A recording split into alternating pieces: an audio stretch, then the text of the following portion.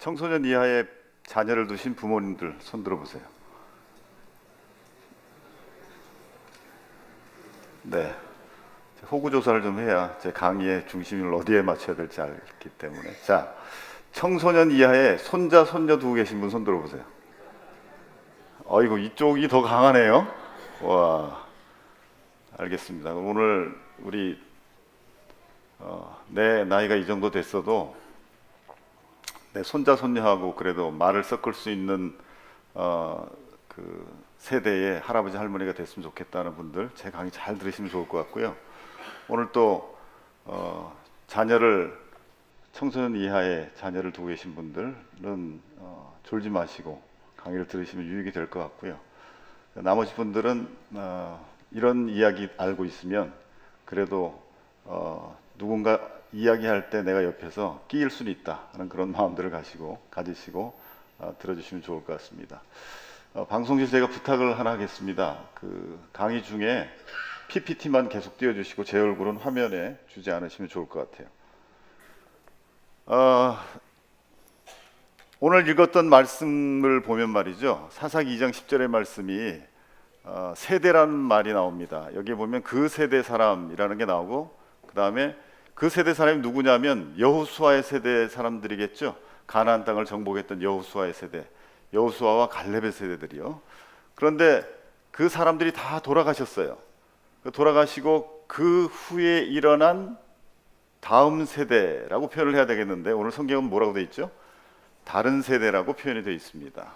자, 그 세대의 다음 세대가 아니라 그 세대와는 다른 세대다. 그 세대는 어떤 세대였냐면 여호수아와 갈렙의 세대는 정말 평생 동안 하나님의 약속의 말씀을 믿고 가나안 땅을 정복하는데 온 힘을 기울였죠. 전쟁에 그 하나님을 믿고 전쟁을 치루어서 결국 가나안 땅을 정복했습니다. 그러니까 이분들은 눈을 감으면 뭐만 제일 많이 보이냐면 거의 평생을 싸웠으니까 사람을 죽이는 그런 뭐 꿈에도 막 나타날 것 같아요, 그죠? 그리고 제일 친한 색깔이 뭐냐면 사람의 피 색깔. 뭐예요? 빨간색. 눈을 감으면 빨간색이 막.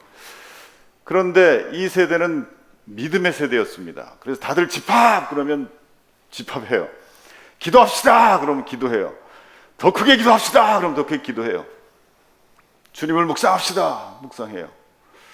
그런데 이 세대들이 다 돌아가시고 그 다음 세대는 사실 원래 어떻게 돼야 되냐면 믿음이 더 부흥하고 하나님을 더 잘 믿고 하나님께 헌신을 해야 되는데, 그런 세대였다면 아마 성경에서 그 후에 일어난 다음 세대는 이렇게 표현을 했을 텐데 다른 세대라고 표현을 하네요. 뭐가 다른가요? 일단 그들은 하나님 여호와를 알아 몰라. 모른대요. 세상에 이런 일이 있습니까? 여러분, 성경에는 기적이 여러 번 나와 있는데요. 예수님께서 그 죽은 자를 살리시고 그 다음에 무릎 그 안전뱅이를 일으키신 이것도 기적이지만, 생각해 보세요. 잘 여호수아의 다음쯤 되는 세대들, 아마도 저 다른 세대는 여호수아나 갈렙이 할아버지였을 수도 있고 증조 할아버지였을 수도 있어요. 그리고 하나님께서 그 할아버지, 증조 할아버지, 고조 할아버지 때 무슨 일을 하셨는지를 희미하게 들었을 수 있는 그 정도의 세대들입니다. 그 정도의 어떤 세대들인데, 그들이 뭘 해요? 여호와를 알지 못했다. 이거 기적입니다, 여러분. 기적. 어떻게 이런 일이 있을 수 있어요? 다시 이야기하면 여기 앉아 계신 모든 분들이 그저 지금은 내 눈앞에 내 새끼가 내 교회에 나오고, 그 다음에 힘들어도 가서 기도하고, 힘들어도 가서 교회에서 뭘 하자, 여름 성경하고 가자 그러면 가고 있기 때문에 아이고, 그저 믿음이 그래도 살아있구나 이렇게 생각을 하고 있었는데, 이 아이의 다음 세대쯤 되니까 할아버지 할머니가 예수님을 믿었는지 하나님을 믿었는지 그것도 몰라. 더군다나 할아버지 할머니의 믿음은 둘째치고 여호와가 하나님이 예수님이 누구신지를 몰라. 그런 일이 일어났다면 여러분, 대에 사실 어떻게 그런 일이 일어날 수가 있겠어요? 다음 세대가 더 믿음이 부흥하고 우리가 얼마나 기도했는데. 그런데 여호수아의 이 세대는 다른 세대가 되어서 여호와를 알지도 못했고, 더군다나 여호와께서 그 이스라엘 민족에게 행하셨던 역사도 다 잊어버리고, 게다가 그 다음 절에 보니까 여호와의 목전에서 악을 행했다. 여러분, 목전이 무슨 뜻이에요? 네, 눈앞에서란 뜻이죠. 그러니까 얘네들이 그 다른 세대들이 어떻게 악을 저질렀냐면 하나님 여호와가 있다는 걸 알아. 그래서 여호와의 목전에 눈앞에 가가지고 여보시오 하나님, 당신 똑똑히 보시오, 우리가 어떤 일을 하나. 그리고 목전에서 악을 행했다는 거예요. 악을 행하고 이방 신들에게 절하고 막 하나님이 속상할 일만 다 골라서 한 거야. 어쩌면 이럴 수가 있어요. 자, 그런데 이 세대가 어떤 세대냐? 그 다른 세대는 어떤 세대냐면 그 세대는 전쟁 세대고 믿음의 세대로 가나안을 정복하는 세대였지만 그 다음 세대들은요, 그 가나안 땅이 어떤 땅이었죠? 젖과 꿀이 흐르는 땅이었습니다. 그러니까 그냥 농사 지을 필요도 없고 자고 일어나면 여기저기 다 먹을 거 있고 편한, 기후도 너무 좋은, 그러니까 먹고 자고 그 다음에 노니 그 다음 세대들이 어떻게 됐겠어요? 얼굴에 기름기가 좔좔. 가나안 땅에 기름이 흐른 게 아니라 그 세대가 기름기가 흐르고 배가 그냥 그 기름으로 꽉 차서 배를 치면 그냥 북소리가 나, 퉁퉁퉁 소리 나는 그런 세대들. 여러분, 먹고 살 거 해결되면 인간은요 무엇을 추구하냐면 놀 거 없나, 쉬운 말로 이야기하면 놀 거 없나 이거 추구하는 게 인간입니다. 그걸 좀 고상한 말로 이야기하면 문화를 추구합니다. 그죠? 우리나라는 전쟁 세대 때는 문화 그러면 뭐 문화가 뭔지도 몰랐어요. 근데 지금은 문화를 모르면 이 세대를 살아갈 수 없어요. 왜 그래요? 이 세대가 지금 먹고 살 거 넘치고 있기 때문에. 여러분, 아무리 경제가 지금 안 좋다고 해도 우리나라가 지금 먹고 살 거가 풍족해서 우리 다음 세대가 직장을 못 가지면 나라에서 돈 다 대줘요. 직장 갖고 그만두면 실업수당이 그러니까 이와 같은 누리고 있는 세대 속에서 문화라는 것은 굉장히 중요한데 아마 그때도 그랬던 것 같아요. 가난한 세대가 잘 먹고 잘 살고 그래서 문화를 추구하다 보니까, 여러분, 문화를 추구하는 것은요 인간이 악하기 때문에 추구하는 것이 아니라 하나님께서 인간을 그렇게 창조하셨기 때문에 문화라고 하는 수준 높은 것들을 찾는 것입니다. 우리가 문화에 대해서 워낙 대중문화가 악하다 보니까 문화 그러면 다 문화에 대해서 부정적인 생각을 가지고 계신데 하나님께서 그런 존재를 만드셨어요. 그런데 중요한 건 뭐냐면 문화를 찾는 것이 악한 것이 아니라 어떤 문화를 찾느냐 하는 게 중요하겠죠. 그러면 저 당시에 만약에 1세대가 가나안 땅을 정복한 다음에 그걸 알아가지고 야, 우리의 다음 세대를 위해서, 이 먹고 잘 사는 이 세대를 위해서 하나님을 기뻐하시는 문화, 하나님을 영화롭게 하는 문화, 소위 지금으로 이야기하면 기독교 문화를 잘 만들어가지고 아이들이 기독교적으로 역사도 알고 기독교적으로도 문화를 통해서 하나님을 발견할 수 있도록 그런 문화를 많이 만들어놨다면 그 다음 세대가 크리스찬 문화를 누리게 되니까 당연히 계속해서 하나님께 영광을 돌리게 되겠지만 1세대는 그럴 여력이 있었다 없었다? 없었죠. 전쟁에서 뺏느라고 끝났는데. 그러고서 그 다음 세대도 지나가면서 이들이 문화를 추구하다 보니까 가나안 땅 안에는 그들이 즐길 만한 문화가 없어. 다 그냥 이전에 1세대들이 만들어 놓은 군대식 믿음이야. 줄 똑바로 앉아, 맨 앞자리에 앉아, 큰 소리에 기도해, 이런 것들밖에 없어. 근데 주변에 그 주변에 경계를 쭉 갔더니 이방 신들이 있는데요. 그 이방 신들이 제사를 지내는 걸 봤더니 이거는 제사가 아니라 축제야, 축제. 여러분, 역사를 이렇게 우리가 신학 역사라든지 중동 역사를 보면 그들이 이방 신들이 제사를 드렸던 이방인들은요 축제를 여는 겁니다. 그래서 며칠 동안 먹고 마시면서 축제를 열면서 그 신들에게 감사하는 거야. 그들 속에 뭐가 있어요? 이미 그들의 이방신의 문화가 있었던 거예요. 근데 문화가 없는 우리의 가나안 세대들이 기웃기웃하다 보니까 재미있거든. 처음부터 저들이 작정하고 가가지고 이방신들에게 절하려고 간 게 아니에요. 가서 먹고 마시고 그 다음에 또 뭐가 있냐면 이방신들을 섬기는 여사제들이 많은데 이 여사제들이 또 쾌락을 주는 여사제들이야. 그들과 함께 쾌락을 즐기다 보니 어떻게 됐어요? 이젠 빼도 박도 못하는 거죠. 그들이 절하라 하면 절하고 이방신을 섬기며 악을 행하는 그런 세대로 나간 걸 보게 되는 겁니다. 자, 여러분, 제가 지금 수천 년 전에 이야기했는데 혹시 이 이야기를 듣고 보니 그거 남의 얘기 아닌 것 같다라고 생각하시는 분 계신가요?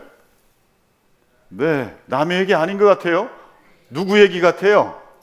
우리 얘기 같네요. 우리 얘기. 그러니 저 사사기 2장 10절은 분명히 오늘 이 시대를 살아가는 우리에게 하나님께서 또다시 저와 같은 상황이 된다면 이제는 실패하지 마라, 1세대여 실수하지 마라 라고 주신 말씀임에 분명한 것 같아요. 특별히 우리나라는요 6.25 전쟁을 겪은 전쟁 세대입니다.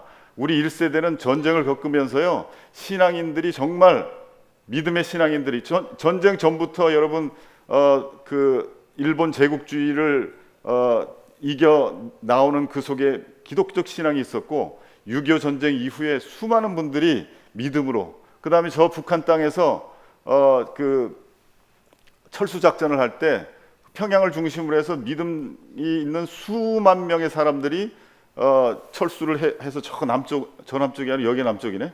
이 남쪽으로 오면서 믿음의 뿌리를 가지고서 헌신했던 사람들이 있었던 곳이 이 땅입니다. 그분들이 얼마나 열심히 일했어요. 기도하며 눈물 흘리며 교회를 세우고 없는 거 있는 거 다 빼가지고 헌금하며 하나님 나라를 위해서 기도하며 일을 했더니 하나님께서 이 땅에 뭘 주셨다? 복을 주셨어요. 그런데 그 다음 세대, 그 다음 세대들은 복을 받았으니 누려야죠. 근데 누리는데 어떻게 누렸어요? 그들은 먹고 살 것이 해결됐는데 우리는 먹고 살 것 해결되기 전 배고픔을 아는 세대. 저도 초등학교 때 배를 굶으면서 새벽에 아버님이 들어오실 때까지 기다려야 국수 한 조각이라도 먹을 수 있는 그런 시대에 살았습니다. 부산에 제가 살기도 했었고요. 근데 이 세대는 그렇지 않아요. 먹고 살 것 다 해결됐어. 그러니 이들은 뭘 원해요? 제가 뭘 원한다 그랬죠? 먹고 살 것 해결되면 인간은 뭘 추구한다고요? 문화를 추구하게 됩니다. 그런데 우리 1세대들은 이렇게 만들어 놓느라고 기도하며 열심히 주님 앞에 헌신했던 그 일은 있었지만 문화에 대해서는 문외한이다. 그러니까 다음 세대를 기독교 문화적으로 잘 준비해가지고 세상의 대중문화 속에 있는 악한 것들이 기독교 문화를 침투하지 않고 우리의 다음 세대가 기독교 문화 안에서 하나님이 어떤 분인지를 문화적으로 깨달을 수 있는 그런 걸 잘 만들었다, 못 만들었다? 못 만들었다는 거예요. 그러니까 우리의 다음 세대가 지금 문화 세대가 되어버리니까 비록 주일날 교회를 나와서 1시간 정도 예배를 드리고 있긴 하지만 모든 문화 생활은 다 어디서 한다? 교회에서 한다? 그 우리 때 얘기죠. 교회가 아주 시 낭송하는 정도가 우리에겐 최고의 어떤 문화 생활이었으니까. 그런데 지금은 다 세상의 문화, 대중문화 속에서 그들이 문화 생활하는 거예요. 근데 여러분 그 세상의 대중문화 속에 하나님이 기뻐하시고 하나님께 영광 돌려드리고 하나님을 즐거워하는 그런 세계관들이 꽉 차 있으면 문제 없어. 근데 뭐예요?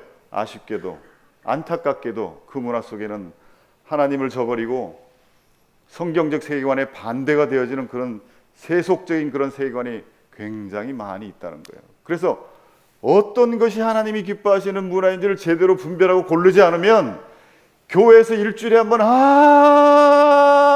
우리 열심히 그들을 위해서 돈을 쓰고 기도하고 시간을 내고 그들에게 헌신하고 봉사해도 나머지 시간 속에서 그들이 무엇을 하는지 어떤 생각을 하는지를 우리가 모른다면, 그리고 그것에 대해서 우리가 뭔가 이야기해 줄 수 없다면, 그럼 우리의 농사는 지금 다음 세대를 위한 농사는 지금 다음 세대를 위한 농사가 아니라 다른 세대를 만드는 농사를 짓고 있는 결과가 될 수밖에 없다.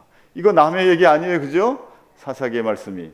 자, 오늘 그 마음을 가지고, 그래도 우리는 사사기는 저거 다 지난 다음 이야기니까 늦었어. 근데 우리는 아직 안 늦었어요. 진행 중이야. 이 진행 중인 때에 우리 교회가, 우리 부모가, 우리 교사가 어떻게 해야 다음 세대에게 그래도 우리 때보다 더 부흥은 아니지만 그래도 지금 현존하는 우리의 다음 세대를 믿음을 지켜서 그 세대가 믿음을 끝까지 가지고 갈 수 있게 할 것인가를 생각하고 고민하는 그런 결론을 가질 수 있을 것입니다. 여러분, 그런 마음을 가지고 제 강의를 들을 준비가 되셨나요? 되신 분들만 큰 소리로 내가 저희는 익숙하지 않죠. 1세대는 아멘 그래야 되죠. 자, 준비되신 분만 큰 소리로 시작. 아멘. 네. 자, 오늘 저는 우리의 다음 세대를 사역하기 위해서 특별히 우리가 무엇을 한다기보다 가장 중요한 것이 우리가 키우고 있고 매일 보는 그 아이들이지만, 우리가 일주일에 한 번씩 보는 우리의 교회학교 아이들이지만 그 아이들이 세상에서는 어떻게 사나 하는 것들을 좀 우리가 아는 것이 필요하다고 생각해서 그쪽 이야기를 좀 많이 할 겁니다. 특별히 지금 이 세대는 4차 산업혁명의 시대입니다. 4차 산업혁명 시대라는 얘기는 여러분들은 4차가 됐건 5차가 됐건 10차가 됐건 상관없어. 왜냐하면 4차 산업혁명 시대를 맹렬하게 살아갈 세대는 지금 우리의 다음 세대이기 때문에 그렇습니다. 이들에게 있어서는 그들이 가장 열심히 살아갈 그 20대, 30대 시대가 4차 산업혁명이 가장 활성화되어져 있는 시대고 그것을 준비하고 있기 때문에. 자, 그래서 저는 오늘 세대에 대한 이야기를 하는데요. 그 세대를 이야기하기 전에 먼저 세대를 이해한다는 것은 그 세대를 어떻게 사역해야 될 것인가에 대한 사역을 이해한다는 뜻과 같습니다. 여러 가지 세대가 있는데요. 여러분 40대 중후반, 50대 초반까지가 무슨 세대였죠? X세대였죠? 자기가 X세대인지도 모르셔. 자, X세대가 그랬습니다. 그 X세대 이후부터 지금까지 수많은 세대가 Y세대, G세대, G세대, P세대, 엄지세대, 골드세대 너무 많은 세대가 나와가지고 이제는 세대 이야기하면 골치 아파. 뭐 그게 그거지 뭐 그래서 관심이 없어요. 그래서 제가 오늘 세 가지로 딱 정리했습니다. 모든 세대 세 가지만 하시면 여러분이 내가 어디 세대에 속했으며 나의 사역 대상이나 내 양육 대상은 무슨 세대인지를 여러분 아실 수 있게 될 거예요. 자, 첫 번째 세대가 어떤 세대냐면 아날로그 세대입니다. 들어보셨죠? 너무 쉽죠? 아날로그 세대를 한국의 인류학자는 뭐라고 번역했냐면 이렇게 인류라고 번역을 했습니다. 인류 세대. 가장 우리가 정상적인 세대인 것처럼 보이는 세대죠. 자, 저 세대는요 몇 살부터 몇 살까지가 아날로그 세대일까요?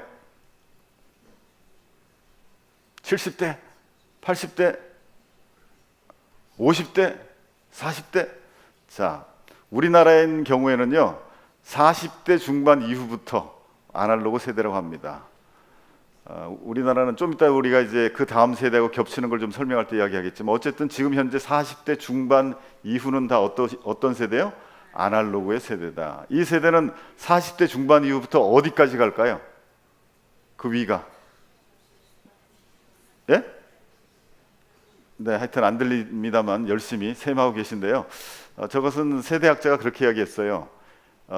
최초의 인류인 그분부터 지금 현존하는 40대 중반까지가 아날로그 세대다. 자, 여러분 우리 크리스천에게 최초의 그분은 누구죠? 아담입니다. 이 세대는 영광스럽게 아담과 한 세대입니다. 여러분 아담과 한 세대라는 얘기는 역사가 길다 짧다. 네, 길어도 엄청 길다. 인류의 역사를 다 포괄하는 세대가 현존하는 40대 중반 이후의 세대다. 여러분 역사가 기니까 뭐가 또 있어요?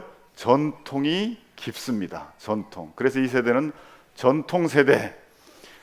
전통은 잘 변한다 안 변한다? 잘 안 변하죠. 변하면 오히려 큰일 납니다. 그죠? 그래서 이 세대는 전통, 그 다음에 변함없음, 이것이 최고의 가치관입니다. 그리고 이 세대는 전통을 그냥 옵션으로 전통을 지키는 게 아니라 전통을 어떻게 지켜요? 필수로 지킵니다. 생명처럼 여겨요. 그래서 이 세대는 전통 변함없음, 전통을 생명처럼 여기는 세대. 실제로 생명처럼 여겼죠. 우리의 다 윗세대 두 세대만 올라가더라도요. 저희도 양반 가문인데 가문의 전통을 어기면 이놈은 살릴 놈 죽일 놈. 그러니까 말만 죽여요. 실제로 죽였어요. 실제로 죽였어요, 여러분. 왕가의 전통을 어겼다 그러면 말할 필요 없어. 바로 죽어. 뭐 그 사람만 죽는 게 아니라 그 사람 와이프도 죽고 애들도 다 죽어. 전통을 어겼다는 이유로. 그래서 이 세대는요. 전통 그러면 그 이후에 다음 세대들이 이야기하는 전통과 다른 생각을 합니다. 왜? 이거 전통을 어기면 죽는 거 아니야? 이 생각 속에 자랐기 때문에 교회 안에서도 뭔가 오랫동안 내려오던 전통을 이렇게 젊으신 분들이 뭔가를 바꾸자고 이야기하면 이 세대는요 불편합니다. 그냥 몰라서가 아니라 전통을 바꿔도 되나에 대한 피 속에 흘러내려오는 전통적 생각 때문에 이게 불편한 거예요. 그래서 많은 경우 교회에서 다툼이 일어날 때에 전통을 바꾸려고 할 때 이 세대와 다툼이 일어납니다. 근데 이 다툼이 일어나면 대부분 다 진리의 다툼으로까지 번지니까 그게 문제긴 한데, 그러나 이 세대는 변하는 것이 두렵고 힘들기 때문에 그렇다. 그래서 이 세대가 전통을 고수하는 것이 무슨 소위 이야기하는 밖에서 이야기하는 꼴통 전통 이런기 때문에 고수하는 것이 아니라 그 세대가 그렇게 살았기 때문에 그렇다. 이해하는 눈으로 보면 얼마든지 그럴 수 있다는 걸 우리는 알 수가 있습니다. 자, 이 세대는 어릴 때부터 가장 많이 듣고 자랐던 말씀이 뭐냐면, 예수 믿고 가장 중요한 말씀이 요한복음 3장 16절이 됐지만 여전히 변함없이 이 세대에게 중요한 말씀이 뭐냐, 이겁니다. 부모님 말씀, 선생님 말씀 잘 들으면 뭐 한다? 성공한다. 실제로 성공했어요, 안 했어요? 했죠. 부모님 말씀, 선생님 말씀 잘 들으면 성공했어요. 그래서 저게 진리가 된 겁니다. 그래서 그 다음에 아들, 딸들에게도 내 말 잘 들어, 부모님 말씀 잘 들으면 성공해, 나도 그랬어, 이게 경험이 있기 때문에 그런 것이죠. 자, 이 세대는 우물을 파도 평생 살면서 한 우물을 판다, 여러 개 우물을 판다? 한 우물을 파죠. 그래서 학사를 국어를 전공했으면 석사도 무슨 전공? 국어 전공. 박사도 당연히 박사도 국어학 박사. 그 다음에 직업도 국어에 관련된 걸 해야 이 세대는 잘 사는 거야, 이 사람이. 근데 만약에 석사를 수학을 했다가 박사를 영어를 했다가 직업은 또 전혀 상관없는 기술자를 해. 그러면 그 사람은 인생을 제대로 사는 게 아니라 되게 산만해. 그 인생이 되게 굴곡이 있는 것 같은 그런 불쌍한 느낌이 들어요. 이 세대가 그런 생각을 갖고 있습니다. 자, 이런 세대의 특성을 갖고 있는 이 아날로그 세대의 다음 세대, 두 번째 세대는 무슨 세대일까요? 디지털이 들어가긴 하는데 디지털에 꼬리가 붙습니다. 디지털 이미그런트라고 하는 꼬리가 붙네요. 이미그런트가 무슨 뜻이죠? 이민자라는 뜻입니다. 이민자. 그러니까 디지털 이미그런트들을 직역을 하면 디지털 이민자라는 뜻이에요. 그런데 이거를 한국말로 번역을 이렇게 했습니다. 신인류라고 번역을 했습니다. 인류긴 인류인데 좀 새로운 인류다, 신인류라고 번역을 했습니다. 자, 이 세대가 디지털 이민자라면 원래는 어디에서 태어났을까요?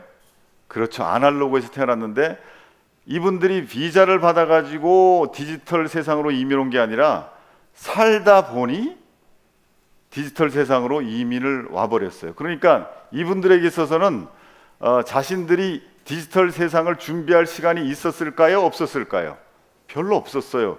비자라도 내라 그랬으면 비자 준비하느라고 뭔가 서류 준비하고 책이라도 읽어보면서 디지털이 어떤 세상인가 그러고 준비를 했을 텐데, 이 세대는 살면서 부딪힌 세대예요. 그러니까 1세대의 아날로그 세대와는 다른 생각을 가지고 있습니다. 자, 이분들은 아날로그에 태어났기 때문에 어릴 때 무슨 말씀이 진리처럼 여겨졌다고요? 부모님 말씀, 선생님 말씀 잘 들으면 성공한다고.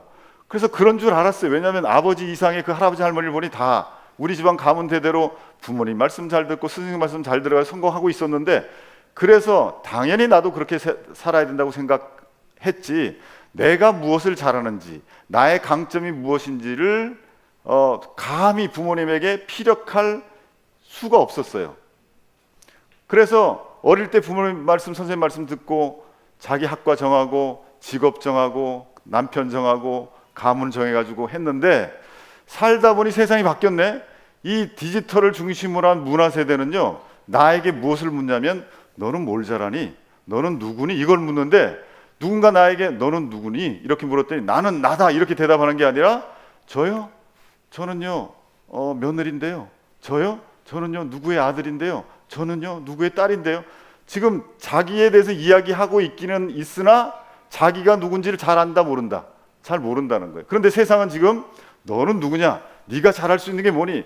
인생에 있어서 가장 행복한 것은 뭐냐면 네가 잘할 수 있는 것을 하는 것이 행복이야. 돈을 많이 버는 것보다 그게 더 중요해. 이런 이야기들이 사회에서도 일어나고 교회에서도 그런 가치관들이 일어나기 시작합니다.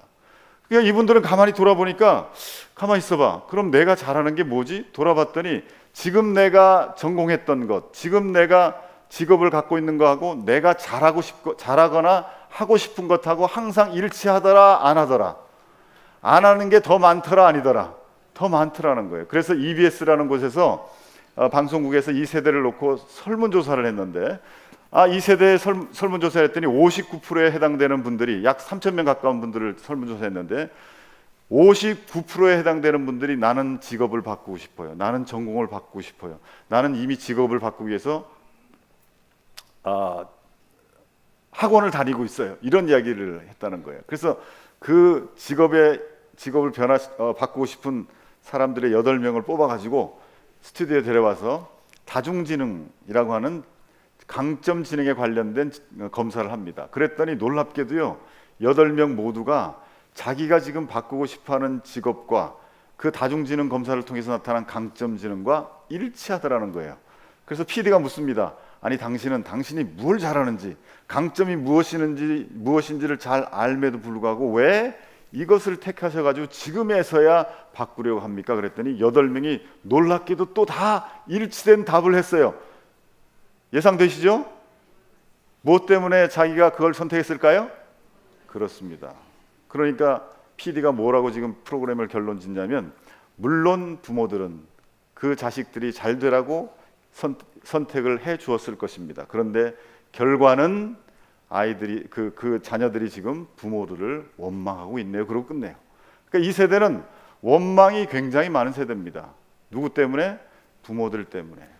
그래서 부모님 말씀, 선생님 말씀은 잘 들으면 성공한다는 세상이 계속 유지됐으면 이들에게 필요 없을 상처가 이 세대는 상처로 막 나타나기 시작해요. 내가 이 모양 이 꼴이 된 것은 부모 마음도 모르고 말이죠. 그렇게 원망하는 거죠. 그때 내가 엄마한테 딱이 한 대를 맞았어도 그래도 나 이거 할래 그랬으면 내가 이걸 했을 텐데, 그때 아버지가 나 무릎 꿇혀놓고 막 이야기할 때 저 끝까지 이거 할래요 그래 한마디만 했었어도, 내가 뛰쳐나갔었어도 지금 내 인생을 후회하지 않을 텐데, 그때 그냥 눌려가지고 어릴 때 말이지 막 이런 생각을 가지면서 부모에 대한 상처가 굉장히 많은 세대입니다. 그래서 이 세대는 특별히 상처가 많은 세대예요. 어떤 세대들보다. 왜냐하면 세상이 바뀌면서 부모와의 그 가지고 있는 가치관, 삶의 가치관들이 틀리다는 걸 너무나 많이 알게 된 세대들이라는 거죠. 그래서 감사하게도 다행히 우리나라에는 이 세대를 위해서 지난 15년 전부터 약 5년 전까지 한 사역이 확 올라왔다 사라지는 그것을 경험했어요. 무슨 사역이죠? 네, 내적 치유 사역. 특별히 내적 치유 사역은요, 이 세대를 위한 특별한 사역이라고 생각을 합니다. 지금 여러분 내적 치유 사역이 점점 더 많아질까요? 아니면 점점 수그러들까요? 수그러드는 거 느끼시죠? 왜 그래요? 이제 이 세대가 지나가고 계세요. 그 다음 세대가 지금 준비를 하고 있습니다. 자, 어쨌든 이 세대는 그런 세대고요. 20대 초반부터 40대 중후반까지가 이 디지털 이미그런트입니다. 좀 우리나라는 레인지가 커요. 왜냐하면 전 세계에서 가장 먼저 인터넷 기반이 훌륭하게 깔려졌고, 이 나라가 인터넷에 가장 빨리 발전을 거듭해왔기 때문에, 기반 시설이 거듭되었기 때문에 디지털에 해당되는 세대가 좀 넓습니다. 다른 세대는 한 10년 정도 되는데 우리나라는 한 20년 정도의 세대가 이거를 품고 있어요. 40대 후반뿐 아니라 50대 초반까지도 디지털 이미그런트일 수 있습니다. 자, 이 세대는 세대차를 겪었던 세대. 아까 이야기했죠. 부모와의 세대차를 겪으면서 상처가 많아서 치유가 필요했던 세대. 그리고 이 세대는 또 얼리 아답터의 세대라고 합니다. 살다 보니 디지털 세상이 되었는데 뭐 배운 게 없으니까 어떻게든 빨리 디지털 세상에 적응하려고 디지털 기기가 나오면 제일 먼저 달려가서 새벽에 줄을 서가지고 사는 세대. 그게 초딩들이 아니라 지금 디지털 이미그런트의 세대다라는 걸 우리는 알 수가 있죠. 자, 그럼 이제 세 번째 마지막 세대입니다. 마지막 세대는 당연히 누굴까요? 예? 디지털 뒤에 또 뭐가 하나 붙었어요. 빨간색으로 뭐죠? 네이티브라고 했습니다. 이 디지털 네이티브라는 것은 아까 디지털 이미그런트와는 다르게 디지털에서 태어났는데 어디서 자라고 있어요? 디지털에서 자라고 있다. 디지털에 대해서 잘 배웠을까요? 모르고 그냥 살까요? 네? 여러분 잘 모르죠? 그들은 디지털에 대해서 너무나 잘 배운 세대입니다. 그리고 이 세대의 머릿속에는 디지털적 뇌세포가 우리에게 장착은 되어 있었는데 우리는 활성화되지 않았지만, 이들에게는 태어날 때부터 활성화되어지는 세상에 태어났기 때문에 활성화되어진 세대입니다. 자, 이 세대를 뭐라고 번역을 했냐면 이렇게 번역했습니다. 4차원 우주인. 자, 오늘 제가 강의의 제목을 뭘로 정했죠? 차원이 다른 세대. 이 세대를 이야기하는 겁니다. 일단 여러분들은 몇 차원에 사세요? 여러분들이 몇 차원에 사시냐고요? 3차원에 사시죠? 근데 이분들은 몇 차원이요? 4차원에 사신다는 거예요. 통상 여러분, 한 차원이 높다는 얘기는 우리보다 열등하다는 얘기예요? 우리보다 우등하다는 얘기예요? 그죠? 그러니까 이분들은 비록 나이는 적게 잡수시고 우리보다 어린 모양을 띠고 오셨지만 그러나 우리보다 차원이 높다 낮다 높으신 분이다 하는 것을 여러분 이 세대학자가 이것을 번역하면서 우리들에게 상기시키는 겁니다. 자, 또 하나요. 뒤에 4차원이고 뒤에 뭐가 붙었어요? 우주인이란 말이 붙었네요. 우주인인데 여러분들은 어디 사세요? 지구에 살아요. 이분들은 어디 사신다고? 우주에 살아요. 통상 지구에 우주인이 내방하시면 그분들은 미래 문명, 발달한 문명에서 오시는 분들일까요? 아니면 미개한 문명에서 오시는 분들일까요? 네, 그렇죠. 미개한 문명은 지구에 올 수도 없죠. 예? 우주인이 그런 그 우주선을 만든다든지 그런 기술이 없기 때문에. 그런데 우리 이 땅에 우주인으로 내방하신다면 미래 문명, 발달된 문명에서 오시는 분이다. 그러니까 지금 이것은 4차원 우주인이란 말은 웃기려고 여러분들에게 번역해 놓은 것이 아니라 실제로 이분들을 바라볼 때 4차원 우주인이라고 바라보지 않으면 여러분이 가지고 있는 다음 세대에 대한 문제가 풀리지 않는 게 굉장히 많습니다라는 걸 이야기하는 겁니다. 방송에서는요, 이것이 10여 년 전에 4차원 우주인이라는 말이 이 디지털 네이티브들에게 정해지면서 나왔는데 방송에서는 그 이후에 젊은 애들이 나와가지고 막 이렇게 이상한 소리하고 그러면 어이구 외계인이 있네요, 뭐 우주인이네요, 4차원이네요 이런 이야기들이 그 이후에 나왔습니다. 자, 이 4차원 우주인의 나이가 어떻게 될까요? 당연히 10대 후반 이전의 세대, 10대 후반 이전의 세대. 그러니까 지금 우리가 소위 이야기하고 있는 다음 세대들을 4차원 우주인이라고 이야기합니다. 자, 이들은 유튜브 세대라고 또 이야기를 해요. 자, 이분들이 얼마나 머리가 좋으시냐면 말이죠. 여러분 아실 거예요. 3살만 되어도 3살 때 여러분 한글을 읽어요, 못 읽어요? 영어를 읽어요, 못 읽어요? 못 읽죠. 그런데 이분들은요, 유튜브에 들어가서 어제 엄마가 자기에게 보라고 보여준 재미있는 애니메이션을 아무도 가르쳐주지 않았는데 엄마의 어제 그 핸드폰만 있으면 치고 들어가서 찾아가지고 봐요, 안 봐요? 어떻게 하세요? 아니 그런 일이 있어요? 3살 날 아이가? 그래요? 어떻게 그런 일이? 글자도 못 읽는데? 자, 그들이 우리보다 머리가 훨씬 낫다는 거 증명됐죠? 아마 여기 계신 이제 우리 디지털 이미그런트 후기, 그러니까 나이가 좀 있으신 디지털 이미그런트에게 아유 유튜브에 들어가시면요 건강 상식 이런 거 있는데 그리고 제가 가가지고 옆에서 이렇게 여기 쳐가지고 여기 들어가셔가지고 이렇게 누르고 여기 들어가시면 이렇게 하시면요 이게 보이는데 요걸 또 한 번 더 누르시면 큰 화면이 돼서 볼 수 있어요. 그리고 가르쳐 드렸어요. 그럼 이제 갔어. 근데 좀 있다가 전화가 올까요 안 올까요? 분명히 이분들은 한글도 아시고 다 하시는데 가르쳐 줬는데 개인 교습을 했는데도 불구하고 전화를 오시는 세대라면 3살 날 아이는요 부모가 가르쳐주지도 않아요. 왜냐하면 가르쳐줘야 얘는 말을 모르니까 라고 생각을 하면서 무시했겠죠. 근데 그냥 보여주면서 이렇게 쳐요. 에휴 나왔다 여기 봐라 라고 했는데 얘는 그 다음날 그걸 찾아 들어가네. 어떻게 알아요? 기호와 부호로 다 알아요.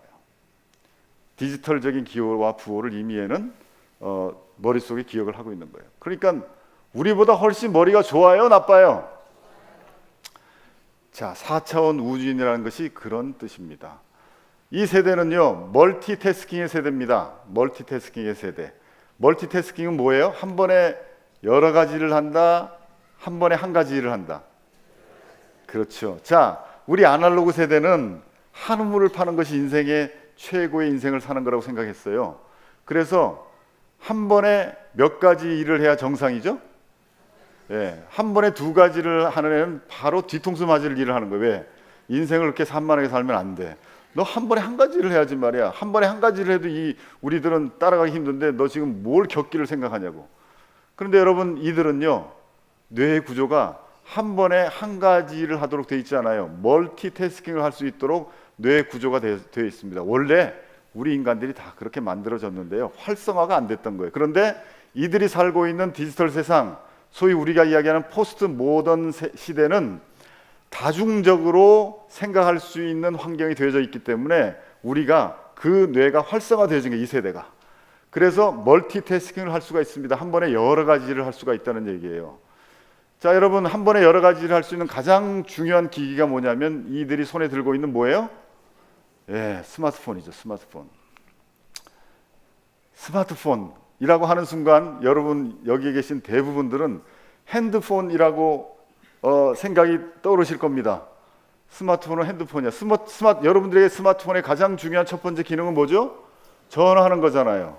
이 전화 그러면 여러분들이 전화의 역사를 다 알고 계셔요. 이전에 우리나라에 전화가 들어왔을 때는 모든 집에 다 전화가 한꺼번에 보급된 게 아니라 뭐예요? 관공서 정도 있다가 그 다음에 이장 집으로 한 마을에 하나씩 들어왔다가 그 다음에 한 집에 유선전화 하나가 들어왔다가 그 다음에 이제 무전기 같은 이상한 이동식 핸드폰이 나오면서 그때부터 문명의 변화가 확 달라졌죠. 그래서 그것은 부의 상징이었습니다. 그런데 몇 번의 세대를 거치더니 이제 아주 얇은 손에 들어오는 핸드폰이 내 손에 들어왔어요. 이게 얼마나 신기해요, 여러분. 이전에는 뭐 집에서 전화 오면 전화를 받으려면 그 줄이 달려져 있는 그 전화기로 달려가야만 전화를 받을 수 있고, 밖에 길을 걸으면서 전화를 건다? 이건 있을 수 없는 일이, 이건 요술이었어요, 요술. 그런 날이 올 줄도 몰랐어, 우리 생에. 그래서 우리는 아직도 스마트폰 그러면 아이고 여러분 참 신기하네, 이렇게 걸으면서 전화를 통할 수 있다고. 그런데 여러분, 이 스마트폰이 언제쯤 들어왔냐면 10년, 딱 10년 됐습니다. 10년 전에 이 땅에 들어왔는데 그때는 이게 비쌌기 때문에 많은 사람들이 못 샀어요. 그런데 우리나라는 굉장히 빨리 보급이 됐죠. 그런데 돈 있는 분들뿐 아니라 이제 아이들에게까지도 5, 6년 전부터 보급이 급격히 되기 시작합니다. 이제는 초등학생, 아까 이야기했는데 3살짜리도 맨날 엄마 거 달라 그러니까 그냥 패밀리폰으로 같이 해가지고 하나 줘. 그러니까 얼마나 많은 아이들이 쓰고 있어요. 그런데 10여 년 전에 이 스마트폰이 들어올 때 여러분들은 아이고 그 신기한 핸드폰이 들어오네 라고 생각하셨겠지만, 우리의 다음 세대는 그들의 광고를 주목했습니다. 그들은 뭐를 광고했냐면, 이제 이 스마트폰은 핸드폰의 기능에 그치는 것이 아니라 여러분 손 안에 든 컴퓨터입니다. 그리고 이 스마트폰은 멀티태스킹을 할 수 있습니다. 한 번에 여러 개 창을 열어가지고 여러 가지를 동시에 할 수 있습니다. 그래서 여러분이 만약에 노트북을 가지고 있다면 노트북의 멀티태스킹과 스마트폰의 멀티태스킹을 통해서 여러분들은 다중적인 일을 할 수 있습니다라는 것을 광고를 굉장히 많이 했는데요. 우리의 이 아날로그 세대와 디지털 이미그런트의 후기 세대들은 그 광고가 무슨 뜻인지 모르고 그런가 보다 그러고서 지나갔죠. 그런데 막상 그 폰이 우리나라에 보급이 되면서 바로 그 세대가 손에 잡지를 못했지만 3, 4년 기다렸지만 언제 내가 저 폰이 내 손에 들어오나를 기다렸겠죠. 그 손에 폰이 들어오는 순간부터 그들은 제일 먼저 하고 싶었던 게 엄마 아빠에게 전화 거는 일이었을까요? 예? 와, 전화기 생겼네. 그러고 엄마가 해줬으니까 너무 고마워. 그럼 엄마 목소리 들어야지. 그러고 전화했겠어요? 아니죠. 바로 멀티태스킹을 시작을 한 겁니다. 자, 거꾸로 부모 세대는요, 애들에게 스마트폰을 사줬으니 제일 먼저 뭐 하고 싶을까요? 내 새끼 목소리 듣고 싶겠지. 그래서 전화하겠죠. 개통하는 날 기다렸다가 아이가 하굣길에 나오면 전화를 겁니다. 그럼 전화를 걸면 우리는 무슨 오해하냐면 바로 한두 번 만에 전화를 받아가지고 엄마 너무 고마워, 오늘 이걸 사가지고 애들한테 갔더니 말이야 너무 부러워하고 내가 가진 게 너무 좋았어. 그래서 애들한테 막 이것도 보여주고 이것도 보여줬어. 엄마 너무 고마워, 사랑해. 그러고 전화를 끊을 줄 알았더니 전화를 해도 전화를 또 어떻게 하셨어요? 다 경험하셨네. 예. 전화 안 받아. 특히 이 디지털 이미그런트는 상처 세대이기 때문에요. 이놈의 자식이 전화 안 받아. 그러고 상처를 받아 자기가 또. 그래가지고 내가 평소 때 애를 잘못 키웠나 어떻게 했나 막 자기 그 자책을 시작합니다. 그런데 그날 밤에 전화 안 받은 아이가 들어왔는데 의외로 나는 지금 전화를 10번이나 해가지고, 여러분 그 당시엔 전화 10번 하면 엄마가 전화 10번 하면 지금은 엄마가 10번 하면 어떻게 되죠? 괄호 열고 10 이렇게 되지만 그때는 엄마가 몇 번 지켜요? 10번 줄줄이 지킵니다. 그래서 자기가 그렇게 많이 전화를 그걸 보고 아이가 아이고 엄마가 이렇게 전화를 많이 했네, 엄마한테 혼날 것 같아, 뭐 이런 어떤 죄의식을 좀 가지고 들어올 줄 알았더니 당당하게 들어와요. 물어봐요. 너 엄마 전화 왜 안 받았니? 그러니까 한마디는 전화했었어요? 가방에 들어있었네. 그걸 끊어 열어봐. 그랬더니 진짜 10번이 찍혀있어요. 엄마 미안해, 다음부터 전화 받을게. 그러고 그냥 들어가요. 근데 엄마는 막 열이 나 있는데 얘는 아무것도 아니야. 뒤에다 대고 너 다음부터 전화 안 받으면 핸드폰 어떻게 해요? 몰수해버려. 그랬는데도 알았어. 그러고 그냥 들어가요. 이전에 우리 같았으면 그냥 벌벌벌 떨면서 말이죠. 엄마에게 막 미안하다 그러고 말이 뺏길까봐 막 이렇게 저기를 잘 보이려고 했는데 그런 것도 별로 없어. 그래 놓고 나서 그 아이는 아무 생각 없이 아무 그 마음에 그냥 대답하고 그냥 현상이 끝나서 들어갔는데요. 그때 또 이 디지털 이미그런트인 부모는 엄마는 또 상처를 받아. 내가 또 애한테 너무했나? 뒤통수에 대도 내가 뭐 크게 소리 질렀나? 그리고 또 상처를 받아 자기가. 그래서 또 좀 있다가 주스라도 가지고 가가지고 주면서 말이지. 다음부터 엄마가 전화하면 꼭 전화 받아. 그리고 또 이게 마무리를 해야 돼. 근데 얘는 사실은 그런 마무리가 필요 없어요. 왜냐하면 우리는 상처가 있어요. 세대 차의 상처. 아까 그랬죠? 부모와 나와의 세대 차의 상처가 있는데 지금 신인류와 4차원 우주인 사이에는요, 세대 차가 있을까요, 없을까요? 있긴 있는데 너무나 커가지고 세대 차라고 이야기하지 않고 세대학자가 뭐라고 이야기하냐면 그런 건 세대 차가 아니라요. 저기 뭐라고 써 있어요? 세대 덮기라고 되어 있습니다. 제너레이션 랩. 한 세대가 한 세대를 어떻게 해요? 덮어버렸다. 그래서 여러분들이 느끼는 그런 종류의 상처는 얘네들은 그런 상처를 받지 않습니다 하는 거예요. 전혀 다른 종류라는 거예요. 자, 이런 세대가 디지털 네이티브들이다 하는 거예요. 이 세대는 머리가 너무 좋기 때문에 인류가 생긴 이후에 가장 머리가 좋을 가능성이 있는 세대라고 이야기를 했습니다.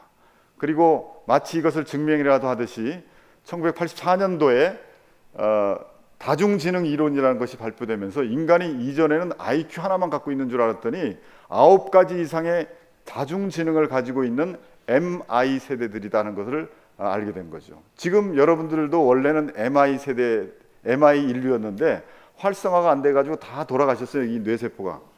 그런데 지금 이 세대는 어떻게 해요?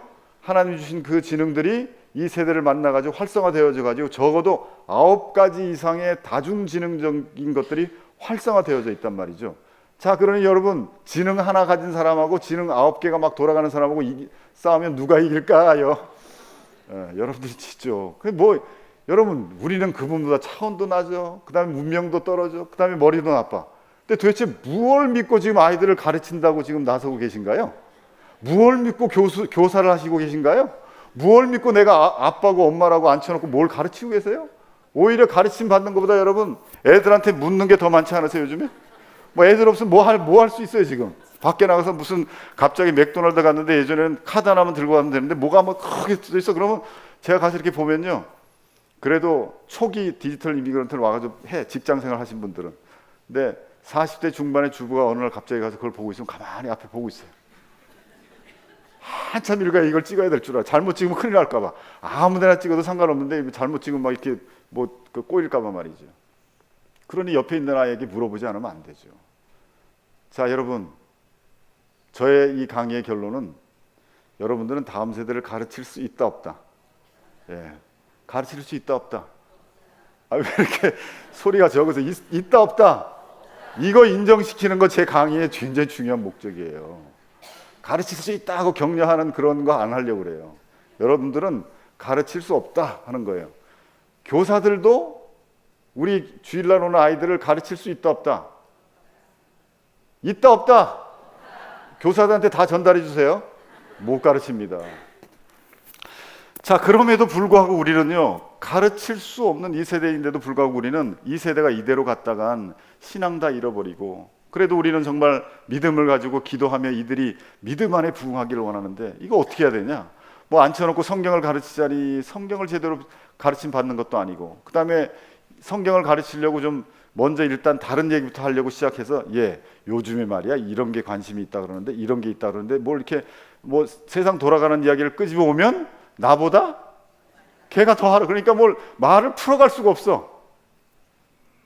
도대체 이런 세대를 우리가 어떻게 믿음으로 부흥시키고 사역을 해나가야 될까요? 자, 여기에 우리가 하나 결론 짓고 넘어가야 될 게 있는데, 여러분 원래 우리 여기 이제 우리 해운대 제일교회도 이제 단기 선교 떠나시는데요. 원래 선교라고 하는 것은 국내 선교란 말이 있어요, 없어요? 원래 없어요, 그죠? 선교는 나와 언어와 문화가 같은 곳, 다른 곳에 가서 복음을 전할 때 선교라고 이야기합니다. 그리고 나와 언어가 같은 곳에 복음을 전하는 건 뭐라 그래요? 전도한다 그러면 되는 거예요. 그래서 선교는 중요한 게 뭐냐면 나와 언어와 문화가 같은 곳이냐 다른 곳이냐가 굉장히 중요해요. 그러면 선교사로 가려면 나와 언어와 문화가 다른 곳으로 가야 되는데, 그러면 선교사 갈래요? 그러면 바로 비행기표 끊어줘요, 누가? 아니죠. 선교사 가겠다고 헌신하면 먼저 자기가 가야 될 나라의 언어가 뭔지, 문화가 뭔지를 먼저 앉아서 배워야 될까요? 안 될까요? 배워야죠. 열심히 배워야죠. 왜? 복음을 전하기 위해서. 그래서 먼저 그냥 행동하지 않습니다. 준비를 해야 돼요. 자, 다시 여기로 돌아오세요. 우리는 지금 우리의 다음 세대가 우리와 차원이 다르다고 했습니다. 우리와 사는 곳이 다르다고 했습니다. 그럼 우리와 언어가 같을까요? 다를까요? 같을까요? 다를까요? 다르죠. 우리와 문화가 같을까요? 다를까요? 다르죠. 그러면 그들을 앉혀놓고 가르친다라고 하는 그런 관점보다 더 중요한 관점이 뭐냐면 지금 교회 안에 다음 세대를 가르쳐요. 교회 안에 다음 세대와 예배를 드려요. 교회 안에 다음 세대와 무엇을 해요라는 그런 개념. 그 다음에 우리 집에서 우리 아이를 양육해요. 우리 아이를 가르쳐요. 그 가정교육시켜요 라고 하는 그런 관점들, 중요한 관점입니다만은 그것보다 더 먼저 있어야 될 관점이 뭐냐면 그들은 가르침의 대상이 아니라 무슨 대상? 선교의 대상이다 하는 것들의 인식을 갖는 게 굉장히 중요합니다. 비록 내 자식이지만 이들은 신앙의 관점에 있어서는 선교의 대상이야. 비록 내 교회에 나오는 우리 아이들이지만 이들이 신앙의 관점에 있어서는 선교의 대상이야 라고 하는 것을 아는 건 굉장히 중요해요. 자, 그럼 그게 왜 그렇게 중요할까요? 일단 선교사는요, 선교지에 가서 예배를 드리거나 선교지에 가서 복음을 전하거나 선교지에 가서 그 선교지 원주민들에게 뭔가를 하기 전에 뭘 먼저 한다고요? 그들의 언어가 무엇인지, 그들의 문화가 무엇인지를 먼저 배우고 아는 것이 중요하다고 했죠. 그러니까 태도가 달라져요. 일단 그들에게 뭐 하고 싶어요? 배우고 싶어요. 가가지고 앉아서 그들이 도대체 무슨 말을 하나? 그들은 어떤 것에 즐거워하나? 그들은 어떤 것에 슬퍼하나를 먼저 알려고 할 거예요. 먼저 알려고 하려면 뭐 해야 돼요? 그들의 삶을 관찰해야 돼요. 그래서 지금 양육이라는 말이 이렇게 바뀝니다. 교육학적으로도 이렇게 바뀌어요. 교사나 부모가 아이들을 먼저 관찰해야 된다. 여러분, 과연 우리의 아들, 딸들을 얼마나 알고 계신가요? 얼마나 관찰하고 계신가요? 교회학교 교사들은 일주일에 한 번 오는 그 아이들을 1시간 보고 믿음이 있고 없고, 이 아이는 싹시 노랗고 이 아이는 싹시 파랗다고 판단할 수 있는 어떤 근거를 가지고 있나요? 부모님들은 하루 종일 밖에 나갔다가 온갖 세상 대중문화 속에서 각각의 천의 얼굴을 하다가 온 그 아이가 집에 와서 자기 앞에 보이는 그 얼굴 하나를 보고 내 새끼가 이렇다고 이야기할 수 있는 사람이 누가 있나요? 그 아이들에 대해서 얼마나 관찰을 하고 있나요? 저의 결론은 이겁니다. 여러분들은 가르칠 수 없지만 할 수 있는 게 뭐예요? 먼저 선교사적 관점으로 그들을 관찰할 수 있다. 여러분, 관찰하면 재미있을까요? 재미없을까요? 가르치는 거는 재미있어 없어? 어떤 때는 재미있지만 대부분 가르치는 건 재미가 없어요. 그런데 관찰을 하면요, 너무너무 뭐하다? 재미있어요. 재미있어요. 그래서 일단 다음 세대를 관찰하는 마음으로 쳐다보면요, 걔네들이 도대체 뭘 하고 있나를 더 알고 싶어지고, 대화하고 싶어지고, 다가가고 싶어지고, 그리고 지금 이 세대를 관찰한다는 얘기는 그냥 관찰이 아니라 내가 지금 뭐가 된다는 거예요? 예, 스스로 배우고 있다는 것을 증명한 거가 된다는 거예요. 자, 그래서 저는 이 세대를 관찰하기 위해서 우리는 부모의 지위 내려놓고, 일단 그 다음에 교사의 지위 내려놓고 내가 뭐가 돼야 된다고요? 다음 세대를 위한 뭐요? 선교사가 돼야 된다. 부모이기 전에 나는 내 아들, 딸들을 위한 신앙의 선교사다. 교사이기 전에 나는 선교사다. 그래서 우리 교사들은 매 주일마다 선교지에 단기 선교하러 간다라는 생각으로 매 주일마다 선교사 오셔야 돼요. 선교사로 오셔야 돼요. 부모들은 매일마다 우리 아이들을 대할 때 그 선교의 원주민들을 대한다는 생각을 가지고 대해야 돼요. 자, 일단 그렇게 되면 여러분들이 바뀝니다. 선교사가 선교지에 가가지고 막 복음을 전하거나 뭐 같이 예배 드립시다 그러는데 선교지 원주민들이 막 딴짓해. 그다음에 막 뭘 하다가 뭐 나가. 그러면 그 앞에 선교사가 갑자기 막 화를 낸다든지, 그다음에 그러면 안 돼. 아니면 가가지고 막 뒤통수치면서 앉아. 예배 시간에 그러면 안 돼. 이런 행동을 할 수 있을까요, 없을까요? 그렇게 되면 어떻게 되지? 선교사가 선교에서 쫓겨나는 거죠. 그러니까 그 행동을 어떤 때 해야 될지를 자기가 잘 먼저 생각한다는 거예요. 우리가 전통적으로 교회 학교에서는 예배드릴 때 이렇게 해야 돼, 공과 때는 이렇게 해야 돼, 선생님이 이렇게 해야 돼. 우리가 갖추는 규격화되어진 전통적 교환이 있습니다. 그걸 일단 내려놔야 돼. 선교지에서는 무슨 일이 벌어질지 몰라요. 선교지에서는 우리가 무슨 원리가 통하던가요? 정말 성령이 함께 하시지 않으면 우리가 단 하루도 살 수 없는 것이 선교지란 말이죠. 그러니까 부모가, 교사가 아이들을 관찰하기 시작하니까 이게 주일날 무슨 일이 벌어질지 모르는 그 돌발 상황이 자연스러워요? 아니면 이상해요? 자연스럽죠? 근데 이전에는 이게 이상한 거야. 돌발 상황이라면 이상해. 근데 지금은 선교사가 되어지면 그 돌발 상황이 자연스럽게 여겨집니다. 자, 일단 우리가 다음 세대를 이야기하면서 다음 세대는 뭐예요? 무슨 대상? 선교 대상이다. 그럼 선교 대상이기 때문에 우리는 부모이기 전에, 교사이기 전에 뭐라고요? 다음 세대를 위한 선교사다. 뭐 거의 가는 게 아니라 거의 끝났네요. 오늘 여기까지 해야 되겠네요. 저 뒤에 또 4차 산업혁명 2세대가 어떤 세대인지를 좀 이야기를 해야 되는데, 여러분들의 아까 그 이렇게 손든 그 표현의 그 오디언스의 그 뭐랄까요, 그 피로를 보니까 여기까지 해도 될 것 같아요. 더 길게 하면 또 짜증 내실 테니까. 자, 근데 끝나기 전에 우리 다 같이 제가 외칩니다. 내가 부모이기 전에, 내가 교사이기 전에 나는 다음 세대를 위한 선교사입니다. 그리고 오늘 여러분 선교사로 헌신해야 돼요. 그리고 이번 여름 성경학교 여러분 준비하고 계시죠? 교회 학교 부서들이요. 여름 성경학교를 매년 오는 여름 성경학교는 그렇게 준비하시면 돼요, 안 돼요? 안 돼요. 이거 뭐처럼 준비해야 돼요? 단기 선교하는 것처럼 준비해야 돼요, 여러분. 단기 선교 가려면요, 지금 팀들이 전부 다 모여가지고 그 나라와 민족과 백성들을 위해서 기도해야 돼요. 그 다음에 바자회 해가지고 막 더 후원금 만들어가지고 어떻게든 그 원주민들을 살리려고 재정적으로도 준비할 거고요. 그 다음에 사역자들이 와가지고 이번 여름 성경학교에 집사님이 필요합니다. 그러면 제가요, 이게 아니라 아멘! 저는 선교사입니다. 그러고 일어나가지고 함께 동역하고 협력해야 돼요. 그래야 돼요? 안 그래야 돼요? 왜냐하면 그들은 선교 대상이기 때문에. 우리 지금 단기 선교 준비해야 돼요. 여러분, 그래도 아직 한국에서요, 여름 되면 여름 성경 학교 하자 그러는 이런 기회 때예요. 이거 기회가 언제 없어질지 모릅니다. 지금 하나님이 우리에게 기회 주셨을 때 선교의 개념을 가지고 단기 선교 준비하셔서 오늘 여름 성경 학교에 이 해운대 제1교회 다음 세대가 차고 넘쳐가지고 그곳에서 복음으로 말미암아 구원받는 역사가 일어나야 되고, 구원의 확신을 갖는 역사가 일어나야 되고, 믿음의 헌신을 하는 그런 역사가 일어나야만 됩니다. 그거 여러분 교회학교 교사들이나 무슨 부서가 알아서 해야 될 일이 아니라 온 교회가 나서가지고 여름 그 다음 세대를 위한 그 성경학교가 단기 선교가 될 수 있도록 헌신하셔야만 됩니다. 특별히 오늘 저와 함께 저는 다음 세대를 위한 선교사입니다 그리고 헌신하신 이분들은 한 분도 빠지시면 안 돼. 우리 교육을 담당하시는 목사님 계시면 다 이렇게 명단 적어놓으세요. 오늘 이분들은 다 자원자입니다. 그거 안 하시려면 소리 안 치셔도 돼. 자, 제가 먼저 이렇게 외칠 겁니다. 나는 다음 세대를 위한 선교사입니다. 이렇게 외칠 거예요. 나는 다음 세대를 위한, 한번 끊고 선교사입니다. 그러면 여러분들이 나는 다음 세대를 위한, 그리고 끊고 선교사입니다 라고 할 때 어떻게 해요? 손을 위로 올리면서, 소리만 지르는 분은 헌신 안 하셔도 되는 분이고, 손을 올리시는 분은 저는 헌신합니다 그러는 표시를 하는 거니까 알아서 따라 하세요.